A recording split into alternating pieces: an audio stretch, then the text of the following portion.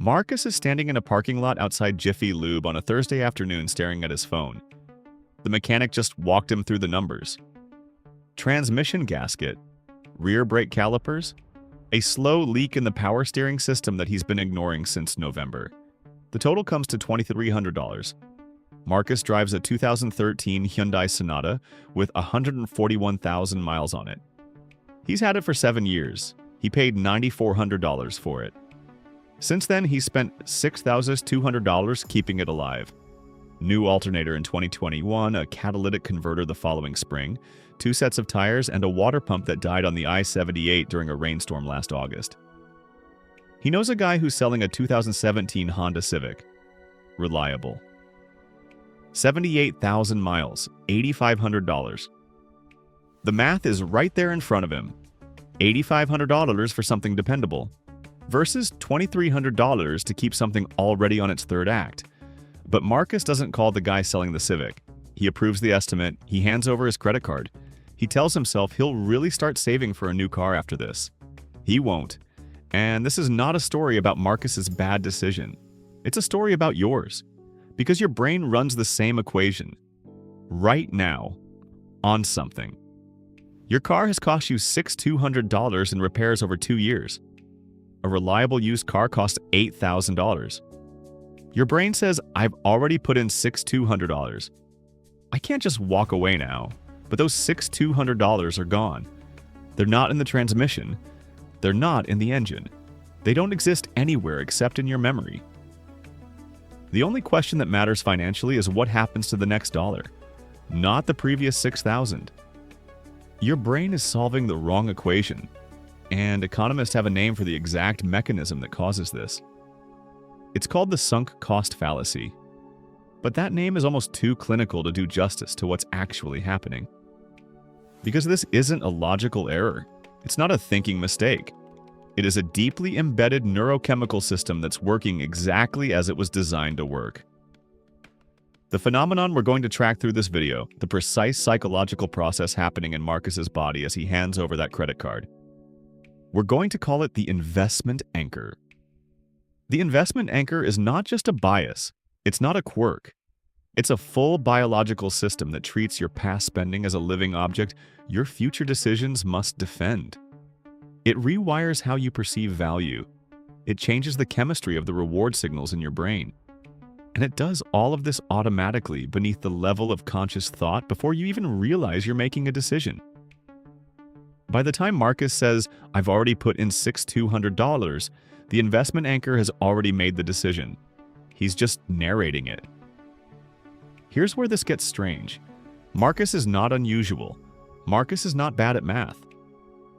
Marcus, when you ask him in the abstract, will tell you that past costs are irrelevant to future decisions. He's heard of the sunk cost fallacy. He's nodded along to an explanation of it at some point. He knows the theory, and he still handed over the credit card. In 1985, 2 researchers at Ohio State, Hal Arks and Catherine Bloomer, ran a series of experiments trying to understand exactly this gap between knowing and doing. They gave people a scenario. Imagine you've bought a $100 non-refundable ski trip. Then you find a $50 ski trip to a resort you'd actually enjoy more. You've already paid for both, but the tickets are non-refundable. Which do you go to? The rational answer is the $50 trip, because the $100 trip is gone regardless of what you choose. The only variable is your enjoyment. Most people chose the $100 trip, and their explanation was the same across every demographic, every education level, every profession. I don't want to waste what I already paid. What Arks and Bloomer identified is that the investment anchor isn't really about money at all. It's about identity, about the social terror of being seen as someone who wastes resources. The brain isn't protecting the money, it's protecting the self-image of the person who spent it.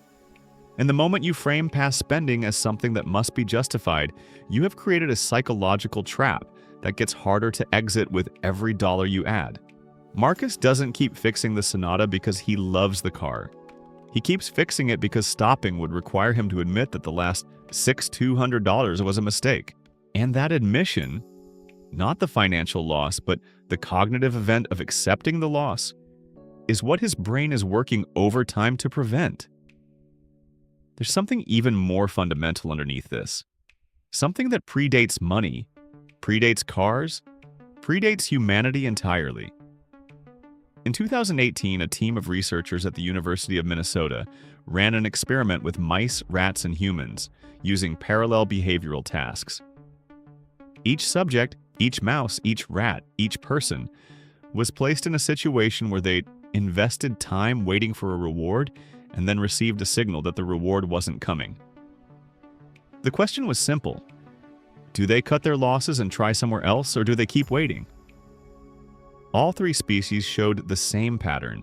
The more time they had already invested in waiting, the less likely they were to leave and try something else. Mice, rats, humans.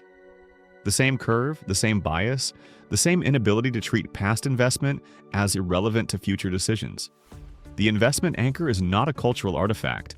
It's not a product of capitalism or consumerism or financial illiteracy.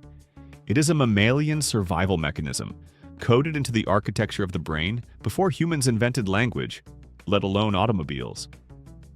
The structure doing this work is called the basal ganglia, an ancient cluster of neural tissue that evaluates effort spent and reward expected. In an evolutionary environment where finding food required enormous physical investment, abandoning a hunt that had already cost energy was a genuine risk. The brain evolved to factor in past investment as a signal of value. The more you'd spent, the more the target was probably worth.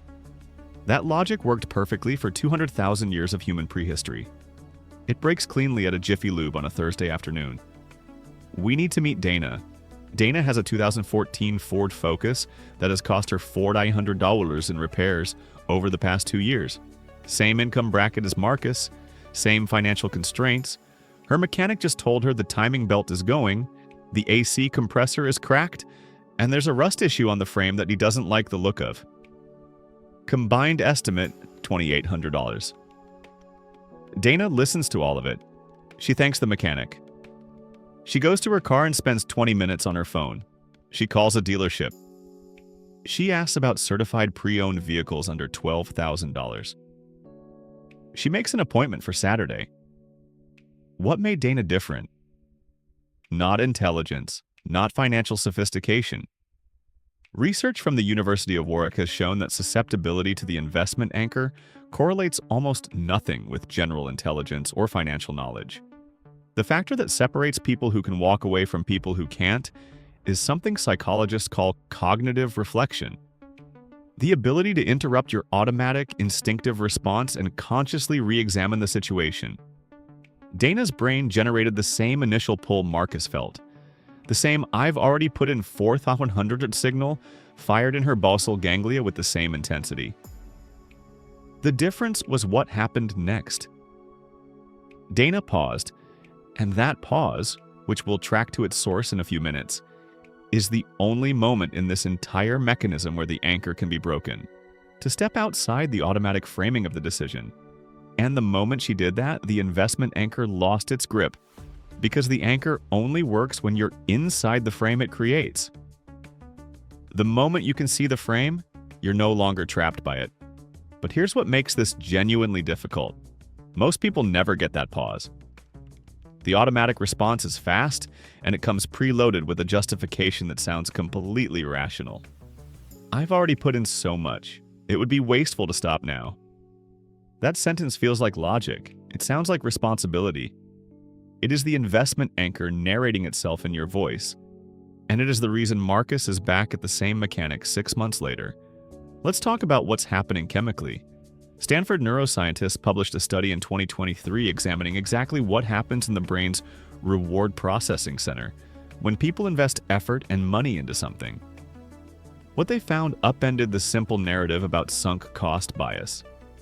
It wasn't just that the brain ignored sunk costs. The brain was actively rewarding the investment. Remember the basal ganglia, the same ancient structure that runs this loop in mice and rats. When Marcus pays $800 for a new alternator, that structure begins preparing a dopamine response. Not because the alternator is worth $800, because the effort and financial pain of paying for it triggers a reward signal that raises the perceived value of the object the money was spent on. The Sonata becomes more valuable to Marcus's brain after each repair, not less. Every check he writes to the mechanic increases the neurochemical weight he associates with the car. He is, in a very literal sense, becoming chemically bonded to a depreciating asset through the pain of maintaining it. And then there's acetylcholine, the signaling molecule that researchers believe acts as a bridge between the pain of paying and the dopamine reward of ownership. When Marcus experiences the discomfort of a large repair bill, acetylcholine activity appears to signal to the dopamine system. Something important just happened. Something worth protecting. It is an addiction-adjacent neurochemical loop. Not a metaphor, a description of the actual chemistry. Marcus's brain is rewarding him for suffering, and that reward system is directly increasing how attached he feels to the object of his suffering. The mechanic isn't just fixing the car. Every visit is deepening the anchor. Now add the economics. The people who are most vulnerable to the investment anchor, people in Marcus's income bracket, 26 to 42, earning $35,000 to $85,000 a year, face a specific financial structure that makes this trap almost impossible to see from the inside. A new car costs $11,000 per year to own and operate, according to AAA's most recent data. That's nearly $1,000 a month when you add together payments, insurance, fuel, and depreciation. For someone earning $50,000, that number is terrifying. The fear of taking on a new car payment is real, rational, and completely understandable. But the alternative isn't free. The Bureau of Labor Statistics tracked vehicle maintenance and repair costs from the beginning of 2019 through January 2025. They rose 43.6% in that period.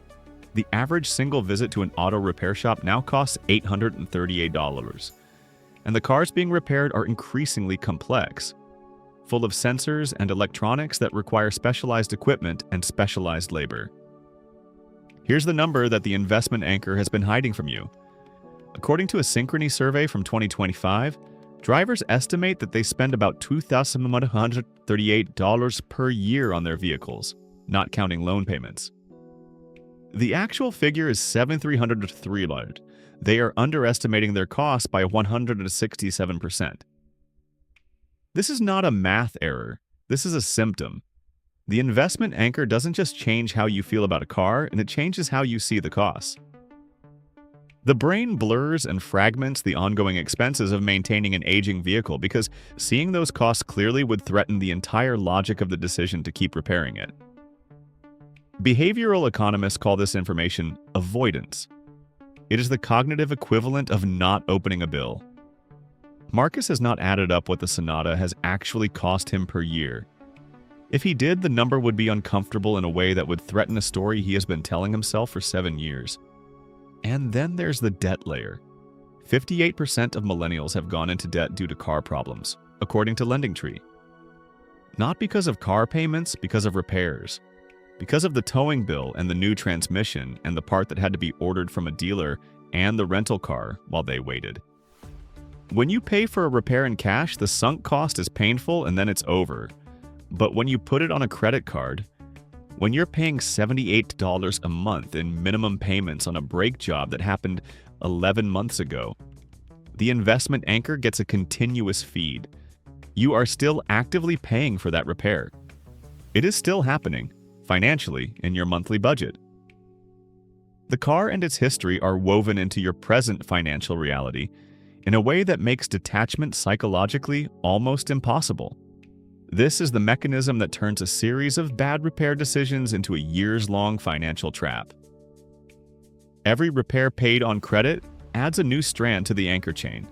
The car becomes not just expensive, it becomes enmeshed in your financial identity in a way that makes selling it feel like cutting a part of yourself off. The median millennial emergency fund is about $3,000, which means that most repairs in the $2,000 to $4,000 range, the kind that actually threaten car ownership, require going into debt to address. And each debt creates a new investment anchor, a new justification for the next repair. It's not a car problem. It's a trap that has been manufactured by the intersection of evolutionary neuroscience, macroeconomic pressure, and the specific financial structure of middle-income American life. Marcus is not the first person this has happened to. He's not even the 1,000th. The trap has appeared before at a much larger scale, and the people who walked into it were not less intelligent or less financially sophisticated than anyone watching this. In the 1960s, the governments of Britain and France commissioned a project to build a supersonic passenger jet. The Concorde would be the future of civilian aviation. Faster, more glamorous, more powerful than anything flying. Early into the project, the economics became clear. The aircraft consumed too much fuel. Sonic boom restrictions would bar it from flying overland routes. The commercial case for the plane collapsed before it was ever built. Financial analysts said so. Engineers said so. The numbers said so. The governments kept going anyway, for more than 2 decades, through billions of additional pounds and francs, through cost overruns that would have bought them an entirely different kind of aviation future. The reasoning, at every meeting where someone raised the economics, was some version of the same sentence. We've already invested too much to stop. Behavioral economists now call this the Concorde fallacy, and the Concorde fallacy is the investment anchor at the scale of nations. The mechanism is identical to what Marcus experienced in the Jiffy Lube parking lot. The only difference is the number of zeros. The German government did the same thing with an airport. Berlin-Brandenburg, budgeted at 2 billion euros, opened 9 years late at nearly 8 billion. Because at every point where someone said stop, the answer was, we've already spent too much to stop. Marcus would have recognized every meeting. The investment anchor doesn't care how smart you are. It doesn't care how much money is at stake. It doesn't care if you are a national government with teams of analysts or a man standing in a parking lot with a repair estimate. It operates on the same principle at every scale. Dr. Greg Feinerman spent $250,000 on a mistake he couldn't admit. Feinerman is an American ophthalmologist. Successful, highly trained, someone who makes precision decisions about patients every day. He purchased a new laser surgery platform expecting it to improve his surgical outcomes. It didn't. The platform performed worse than his previous equipment. This became clear within weeks. He continued using it for months. He told himself he needed more practice. He told himself the calibration wasn't quite right yet. He told himself the outcomes would improve. His patients were receiving suboptimal surgery on a $250,000 machine that he already knew, on some level, was a mistake. Later, he publicly described what had happened. The weight of the investment had blinded him. He could not reconcile the amount he had spent with the possibility that the decision was simply wrong. Feinerman is not an outlier. A 2024 study of 30,000 venture capital decisions found the same pattern in professionals whose entire career depends on making this call correctly. Prior investment predicted continued funding, independent of the startup's performance. The investment anchor runs on the same hardware regardless of the sophistication of the host. You already know someone who doesn't do this. You've watched them make decisions that baffled you. They walk away from things. They don't finish bad meals, bad movies, bad jobs. They sell the car. They seem somehow to be less attached to their own history than you are. Dana is what psychologists call action-oriented. Marcus is state-oriented. The difference isn't character, it's cognitive style. State-oriented people incorporate past experience into every present decision, running at higher intensity. The same quality that makes Marcus careful, conscientious, responsible with money is the exact mechanism that holds him in the parking lot. The investment anchor doesn't prey on reckless people. It preys on people who take their decisions seriously. This also explains something that should be obvious but rarely gets said. The investment anchor hits hardest at the people who care most about the quality of their decisions. The people who agonize over spending money. The people who take financial responsibility seriously. The people who don't like waste. Because for those people, the cost of admitting a mistake isn't just financial, it's an identity cost. It is a revision to the story they tell about themselves as someone who makes good decisions. Marcus isn't keeping the Sonata alive because he made a bad decision 7 years ago. He's keeping it alive to avoid accepting that the story of the past 7 years needs to be revised. Marcus was 5 once. At 5, he had no investment anchor. A 20-25 study in Psychonomic Bulletin and Review confirmed what every parent already suspects. Children under 7 show almost no sensitivity to sunk costs. They quit boring games without guilt. They abandon half-eaten food without crisis. The anchor isn't born in us, it's installed. Gradually, by a culture that treats quitting as a character flaw. Finish what you started. Don't give up. You don't want to waste what you already put in. Marcus heard those sentences. He learned them so well they now sound like his own thinking. And they are not wrong exactly in the context they were originally delivered. Persistence is valuable. Finishing things is valuable. But the rule gets overgeneralized. It becomes applied to situations where it causes damage. And by the time a person is 35 years old, standing in a parking lot with a $2,300 estimate in their hand, the rule is so deeply embedded that it feels like their own voice. 5-year-olds are better economists than we are in this specific dimension because they haven't yet learned the social terror of being seen as someone who gives up. Marcus doesn't actually remember why he bought the Sonata. Northwestern University researchers studying what they called mnemonomics, the economics of memory, found something counterintuitive about why past spending feels so relevant to present decisions. We don't just feel attached to things we spent money on. We use the amount we spent as a memory shortcut for how much we valued them. When Marcus tries to remember why he decided the Sonata was worth buying in 2017, he doesn't fully reconstruct the logic of that decision. He doesn't remember the research he did, the test drive, the specific needs he was balancing. What he remembers clearly and viscerally is how much he paid. And that number, $9,400, functions as a signal to his brain that the car must have been worth it. Because why else would he have paid that? Every repair adds to that number. Every dollar spent is a retroactive endorsement of every dollar spent before it. The car's value in Marcus's mind is not tied to its actual market value. It's tied to the accumulated record of his own investment. And that number only goes up. This is why the investment anchor gets harder to break over time, not easier. Each new repair doesn't just add to the cost, it adds to the retrospective proof that the car was always worth it. The history of the relationship becomes evidence for the relationship's continued value. It is the financial equivalent of, "We've been together this long, I can't leave now." Let's return to Dana.